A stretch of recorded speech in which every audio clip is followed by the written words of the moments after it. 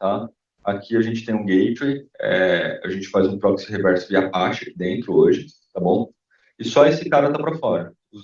Todo o resto tá dentro, tá? Esses serviços aqui não são microserviços, mas são serviços com objetivos específicos. Não são tão micros assim, mas também não são tão monolíticos assim, tá bom? E eles compartilham aí tem duas instâncias rodando em EC2 diferentes dentro da nossa VPN aqui, certo?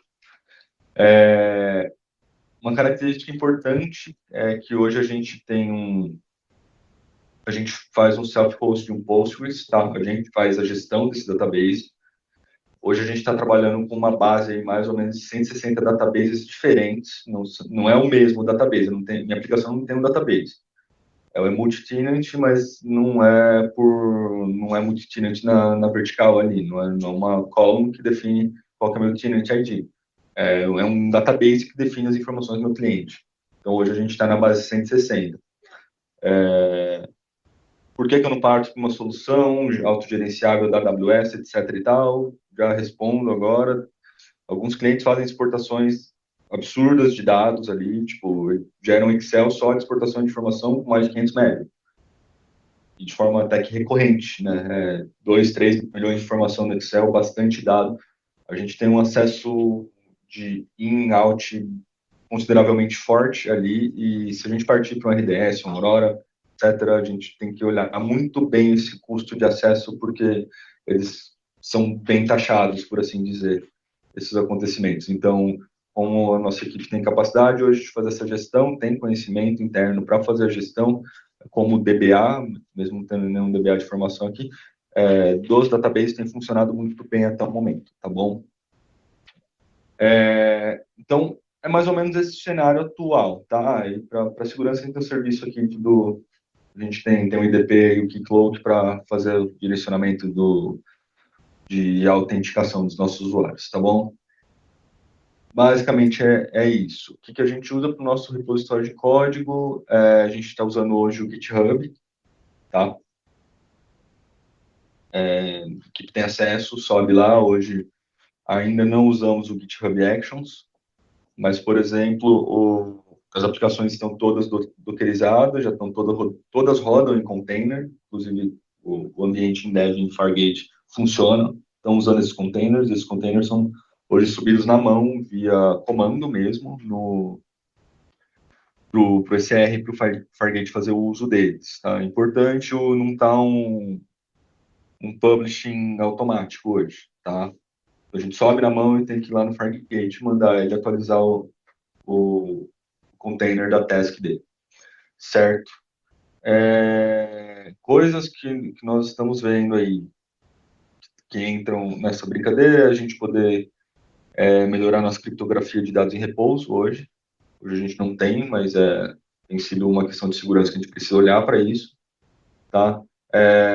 A gente passar a trabalhar com vaults na nossa aplicação, que hoje a gente não trabalha com vaults, para os nossos secrets, seja no database ou algumas configurações de API que a gente tenha dentro ou faça uso. Por exemplo, o nosso serviço de e-mail não é o SS da Amazon, e ali tá no arquivo de configuração mesmo, as credenciais desse cara, não está no Vault. Seria interessante, por exemplo, esse cara estar no Vault, por aí vai.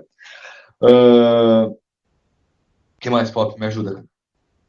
O off, né, que a gente tem visto para colocar também, para melhorar a segurança da aplicação. Mutado ou sem som. Tô tentando lembrar mais coisa. Tá, a gente tá vendo de colocar um off ali na frente. Diferença, posso falar do nosso ambiente de dev que já tem, a gente colocou um load balancer no nosso ambiente de dev com o Fargate, já que a gente faz o proxy da aplicação para dentro dos nossos serviços, tá? A gente pensa também em colocar as questões na hora de montar o pipeline, e hoje a ideia é usar um GitHub Actions.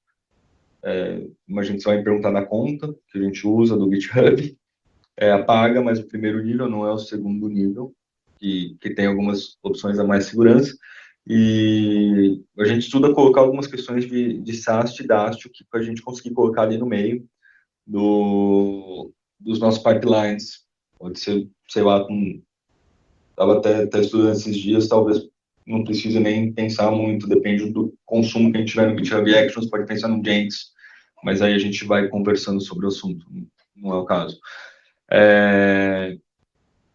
Que mais?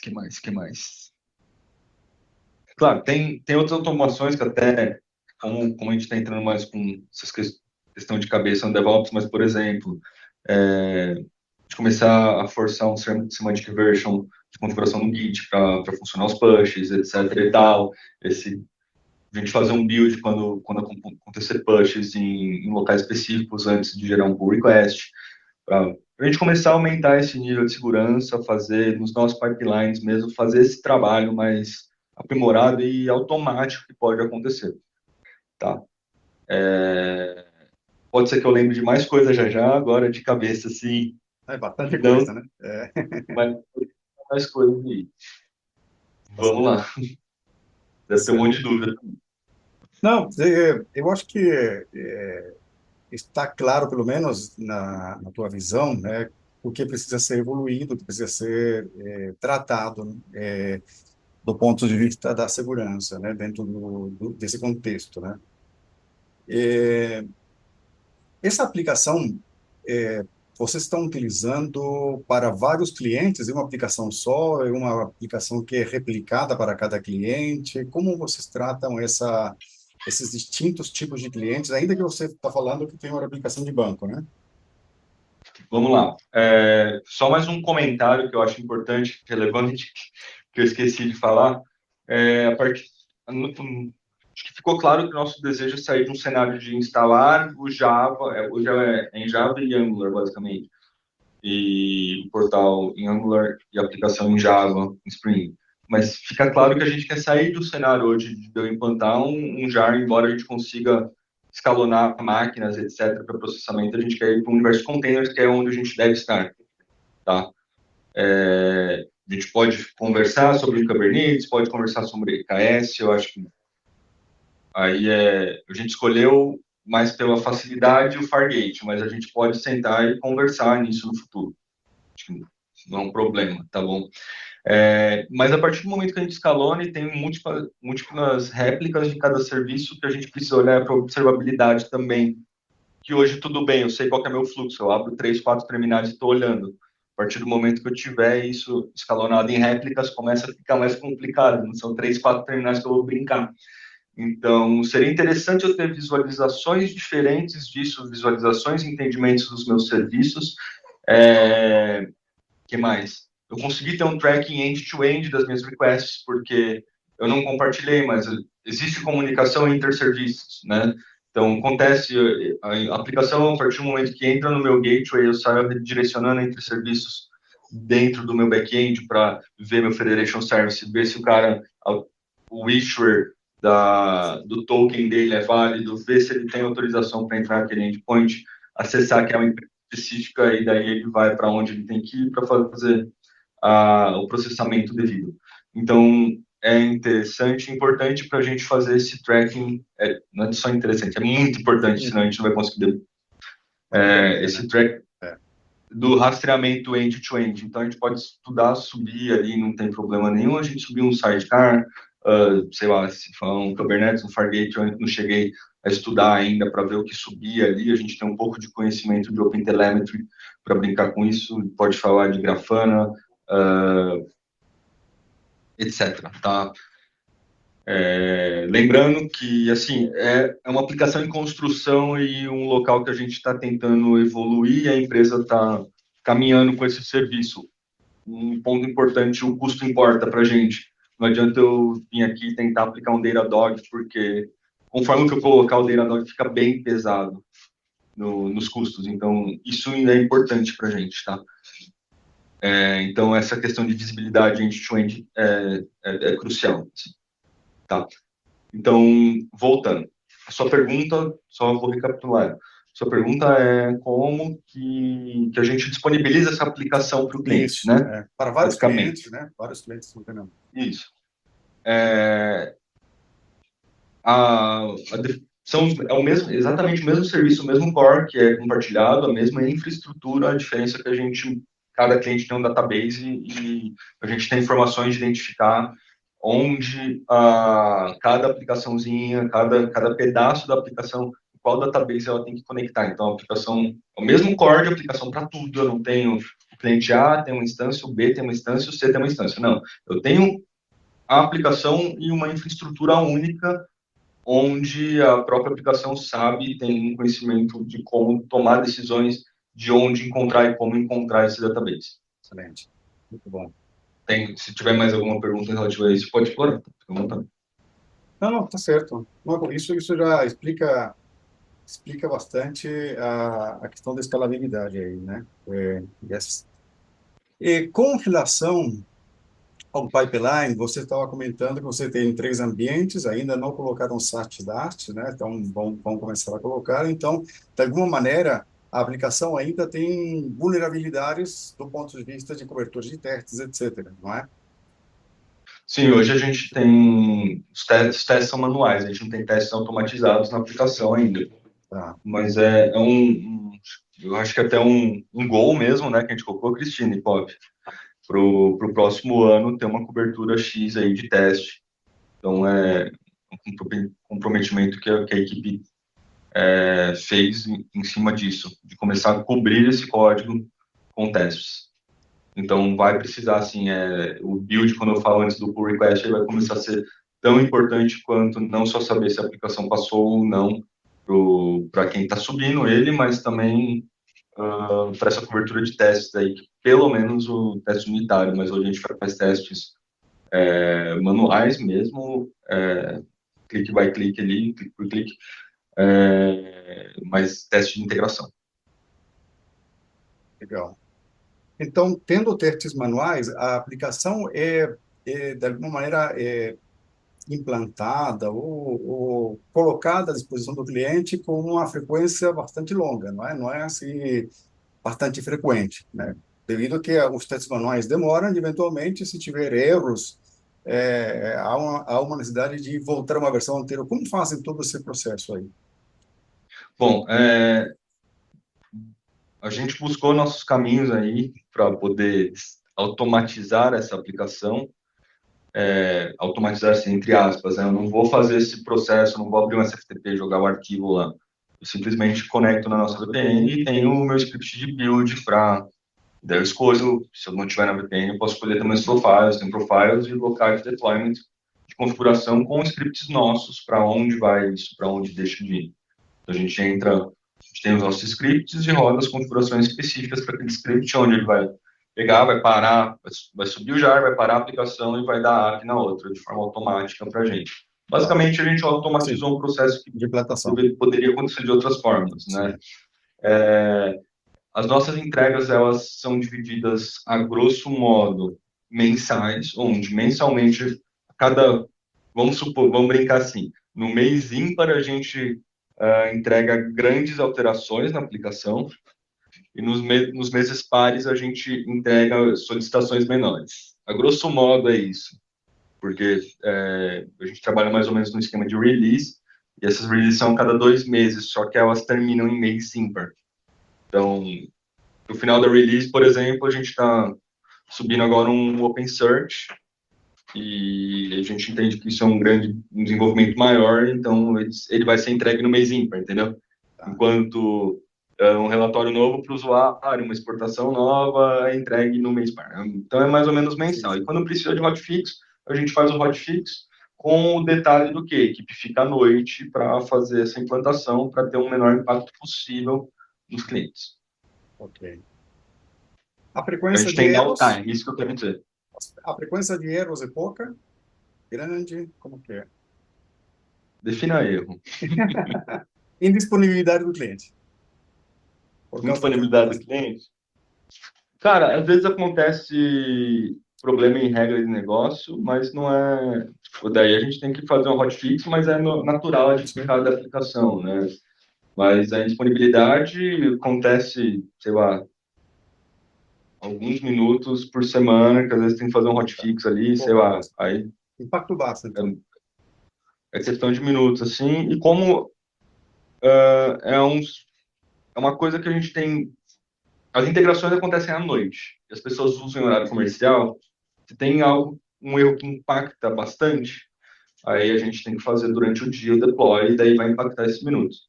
Se não, se a gente conseguir fazer esse deploy depois das 8, muito provavelmente não vai ter ninguém usando. Tá legal. Então é mais Geralmente tranquilo dá pra um gente. almoço, né?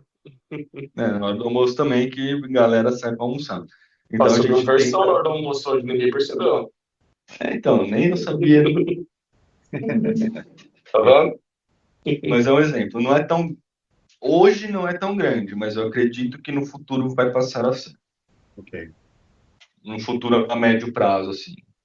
A preocupação principal da consultoria está em incorporar práticas de segurança, não é? É isso que estou entendendo, né? E a gente começar uma...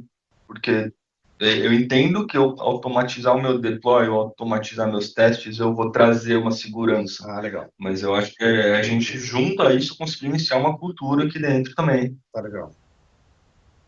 Sem eu ter que falar fulano de tal, vai ver isso, vai começar a implantar isso aqui dentro, e a gente meio que conseguiu auxílio de alguém para ajudar a colocar o cenário rodando e a gente manter esse cenário rodando. Porque você estruturar, etc e tal, toma tempo. E daí a gente, como a equipe já está bastante tarefada vendo várias coisas, é meio que a gente vem aqui, vocês vêm junto no avião, pá, abastece, daí a gente consegue seguir com mais esse load aí. Ah. Eu estava pensando, não sei se vocês aplicam algumas métricas de DevOps, por exemplo, não sei, estão acompanhando isso, estão monitorando, estão vendo melhorias a partir de métricas DevOps, ou estão trabalhando um pouco mais ad hoc, né? A partir do que vocês estão percebendo que precisa ser melhorado. A partir do que a gente percebe hoje. Tá legal. Dentro das práticas, não sei se você conhece as métricas DORA, né, que está falando sobre frequência de implantação, quantidade de falhas, após implantação, quantidade lead time e, finalmente, tempo de recuperação, né? São as 4 métricas gerais DORA, né, que visam olhar para a quantidade de tempo, né, gasto dentro do processo, né? Por exemplo, um lead time, que vocês estão falando de 2 meses, então, significa, então, como eu posso encurtar esse tempo? Como eu posso trabalhar em cima de tempos menores? Preciso trazer maior autonomia, maior automação, desculpa, maior automação, por exemplo, de testes, para quê? Para encurtar, qual seria meu gargalo principal? O teste manual, por exemplo, né? Jogando um pouco aí que o teste manual demora, eventualmente imprevisível, né? Não é escalável, né? Tem a fragilidade de que não consegue enxergar o todo, etc. Tem várias coisas associadas ao teste manual, né? Então, onde eu posso começar a automatizar testes? Por exemplo, no desenvolvimento com teste unitário, que seria a parte mais simples, né? O desenvolvedor precisa agora incorporar uma disciplina para poder construir código incorporando testes unitários no mesmo processo. Beleza. Quando vai rodar? Como você falou, cada build, né? Então, o build vai incorporar, de alguma maneira, essa integração contínua com maior frequência. Então, mas a cada quanto tempo o desenvolvedor trabalha em commit? Ele faz um commit semanal. Não, ele faz um commit diário. Não, ele faz um commit a cada 2 horas. Então, as métricas, olhando para o DevOps, estão focadas em cima de tempo, né?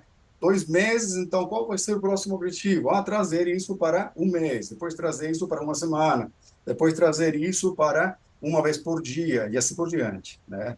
E a partir de cada observação, de cada análise, são olhadas quais são as disciplinas que precisam ser adaptadas, quais são as ferramentas que poderiam ser incorporadas, qual o grau de maturidade que a equipe, né, e a arquitetura tem para conseguir absorver essa mudança, para ir trazendo cada vez mais estabilidade, agora falando no sentido de que vou tentar inserir o mínimo de ruído na aplicação que está rodando, ou seja, menos erros possíveis, né?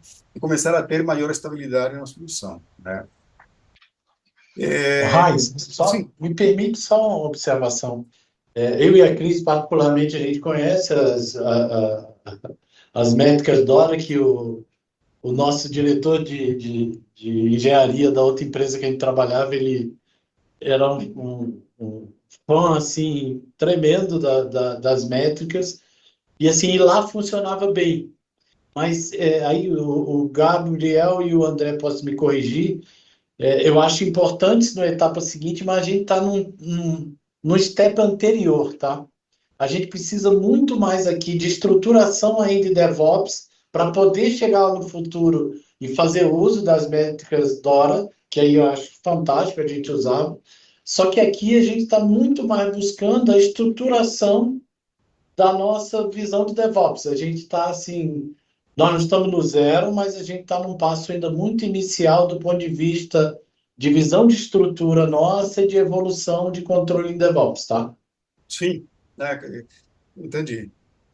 Na verdade, quando eu estava falando de uma métrica desse tipo, era conhecer um pouco como vocês estão gerenciando, né? Para onde está indo, né?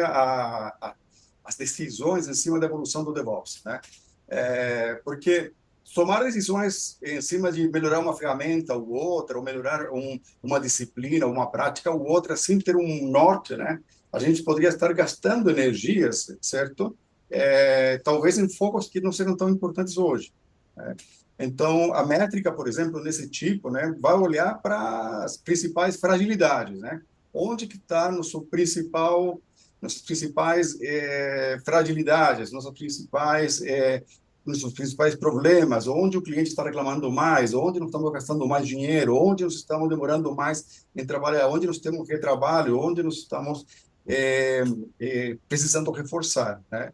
Não, Então, perfeito. Perfeito. Só deixa eu reforçar um pontinho, você segue aqui. Juro que é minha última interrupção. Deixa eu te falar. O ponto é assim, por exemplo, como a gente tem clientes assim de grande porte, e assim, vem perguntas básicas dos questionários de segurança, como é sua esteira de CI/CD?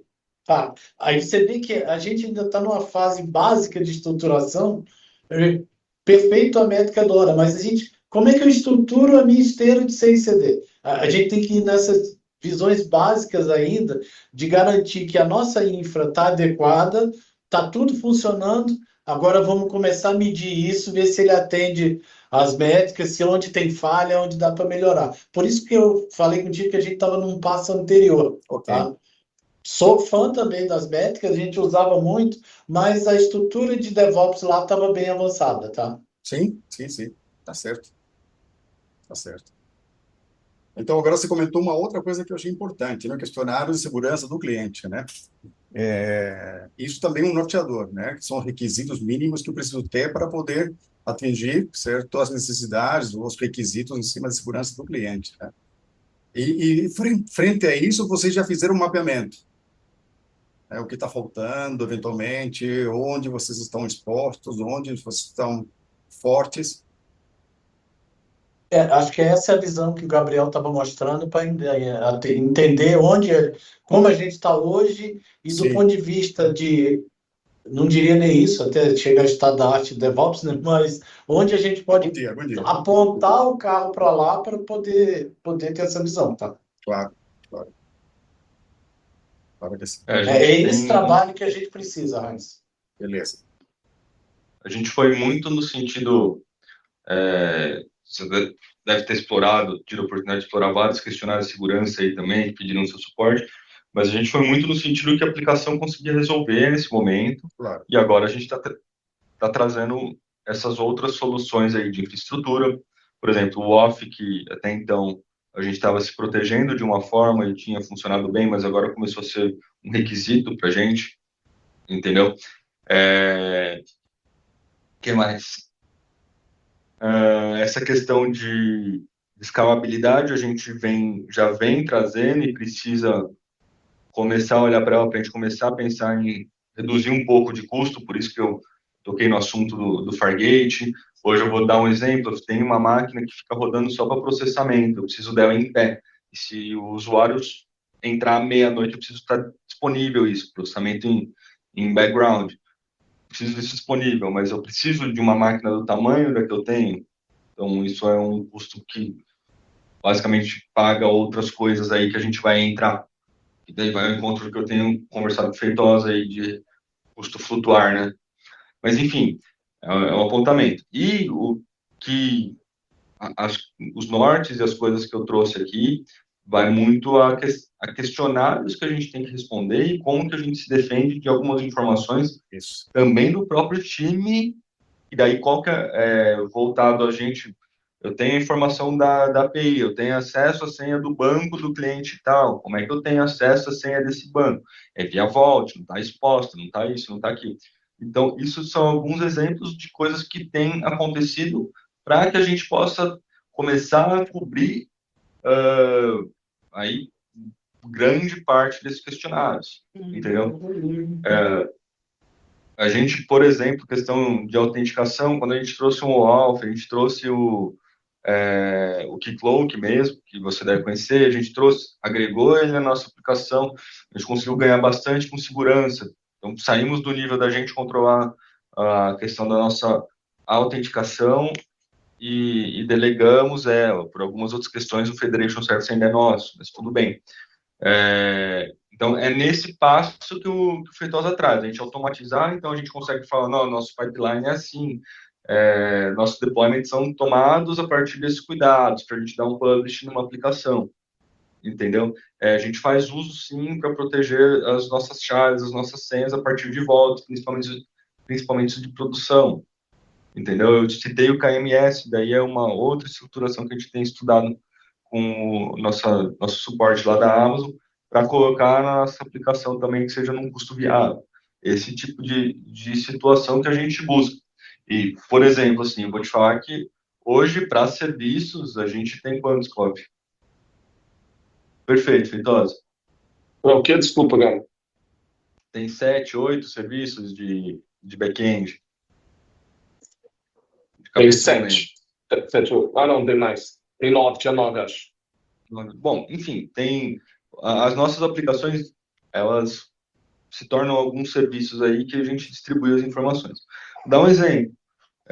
Talvez vocês ajudem a gente a automatizar um pipeline para uma aplicação de um build, etc. e tal. Depois é muito replicável isso. É O verdade. cenário de criar outros pipelines é muito replicável. A gente possa pensar em algo assim.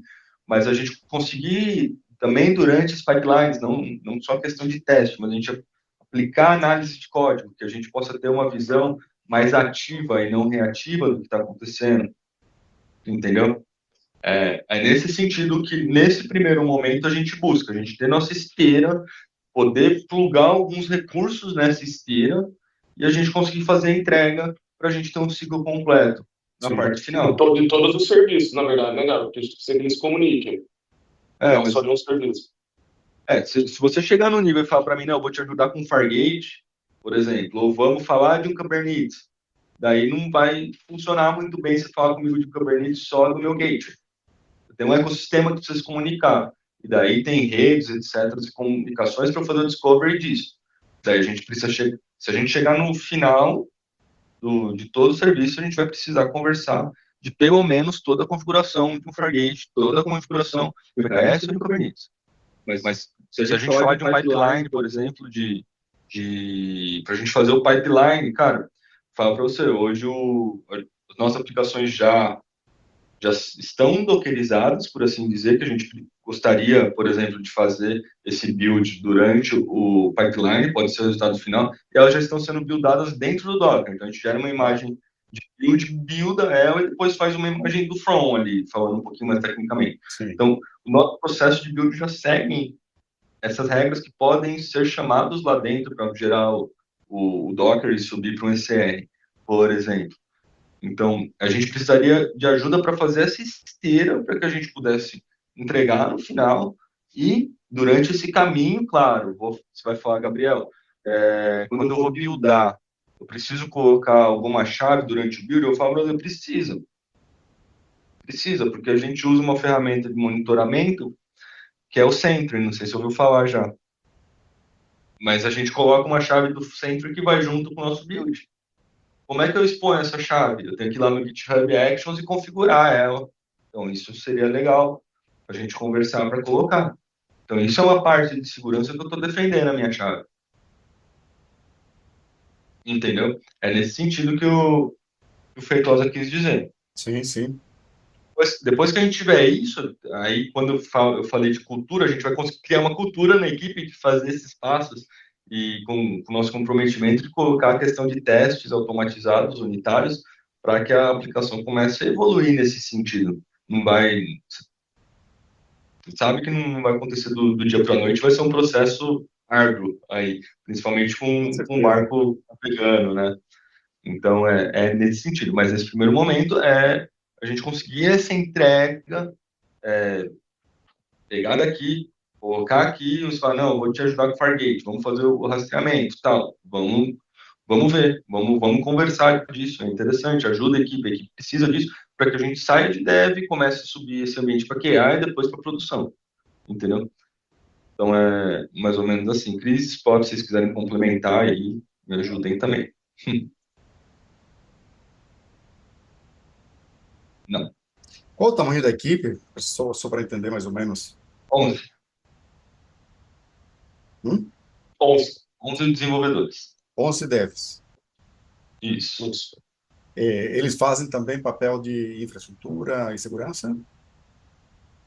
Acho que segurança a gente passa com todo mundo sempre, né? Questão de Ok. validação de código, boas práticas, validação de todas as entradas são validadas e mais do que uma vez. A gente delega tudo que é possível delegar para o banco, mas a aplicação faz as mesmas validações de forma que, então, a equipe conhece bem essa questão de segurança na parte do código, não, não vai passar nenhum SQL injection, ninguém vai executar nenhum comando lá, nem passa no nosso livro isso, né? Desculpa, tinha mais uma pergunta, você perguntou de segurança, o que mais? Não, perguntei por segurança, Estrutura. infra, equipe, em geral, são De somente servidor. infra, Tem mais infra gente. são 3. Tá. Infra A são infra são 3. 3. Tá legal. E de segurança, você falou que vocês estão ocupando esse papel, né? Hoje, né? Sim. Como gerentes de segurança. Ok. É, pelo que eu vi aqui, o Feitosa falou de um orçamento, né? Para poder estruturar aí um projeto de consultoria e melhorias, né? Em relação à segurança, né? Nossa expectativa é que seja apresentado justamente esse projeto. Ah, olha, para o que vocês querem agora, pela necessidade de vocês diante da realidade, seria interessante a gente fazer isso e por aqui, né? Isso demoraria tanto tempo, mais ou menos, a gente consegue passar conhecimento em tais fases, e aí isso tem esse valor, né? Ok, É mais ou menos a ideia do que a gente está esperando. tá legal. E nesse caso, né, seria uma consultoria não tão intensa, né, executora, né, seria mais uma orientadora, né, devido a que a equipe técnica que você tem aí é uma equipe que colocaria a mão na massa, faria, né, discutiria soluções em conjunto e implementaria. Né? Seria isso, né? Talvez a proposta, assim, entregar um pipeline para a gente já ajuda muito. Tá. Bom, criar um do zero, fazer as estruturas, colocar um SAST rodando ali, pelo menos, entende? Isso daí vai tomar um tempo de 1, 2, 3 recursos aqui para fazer a implantação inicial, certo? Certo. E isso eu entendo que é o esforço maior, mas como mesmo Java, mesma versão, Dockerfile extremamente similar, etc e tal, esteira também, cloud que vai, mesma coisa, fonte tudo. Então, fica mais fácil se a gente tiver replicar é o mais tranquilo, por assim dizer. Tá Né? legal. Não é refazer, é replicar, né? Sim, sim, sim, sim.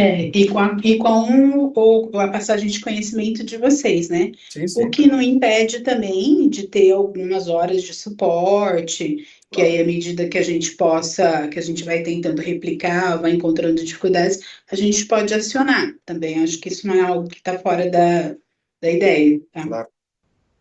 Tá certo, tá certo. Eu vou estruturar aqui, né, vou falar com esses especialistas e já retorno para vocês. Se Bom, tiver mais beleza. alguma Expectativa dúvida, de tempo. Para quando precisa? Para quando precisa uma proposta ou A proposta do projeto, para quando começa? a proposta a Cris responde. Para sempre o mais rápido possível, né? Porque a gente está realmente caminhando aí com vários processos internos, né? Então, como a gente falou, a gente tem bastante questionários de segurança, então a gente quer evoluir mesmo com isso, até para novos projetos. A gente está com processos de auditoria de ISO 27000. Então, assim, a gente quer realmente evoluir com isso o mais rápido possível. Então, é sempre isso. Tá legal. Mas vamos lá, né? Eu acho que, lógico, você tem que discutir aí, tem que ver, eu não sei, de 5 a 7 dias, ainda mais que vai ter carnaval semana que vem, né? Não sei como que é isso, Mas aí seria mas para eu começar acredito. logo, então. Seria para começar quanto antes. Não, a proposta, eu tô falando uma semana aí, e aí depois a ideia, sim, né? É realmente, assim, a gente tendo uma proposta que a gente acha que cabe mesmo, com certeza, e a ideia já é começar um logo. Tá legal. Prazo de execução, assim, Cris, meio de abril, né? Acho que Seria bem legal se a gente conseguisse, né? Tá legal. Seria bem interessante. meio de abril, final de abril estourando, assim, para ter um.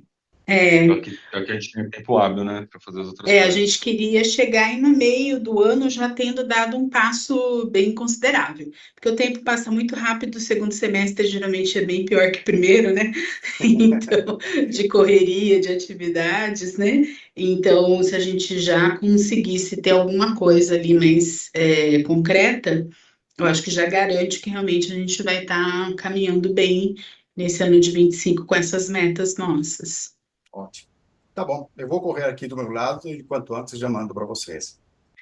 Tá bom, beleza. Beleza? Ok, então a gente fica no aguardo. Muito obrigado, viu? Tá bom? Muito obrigada aí pela atenção. Tchau, tchau. Obrigada, meninos. Tchau, tchau. Tchau, tchau.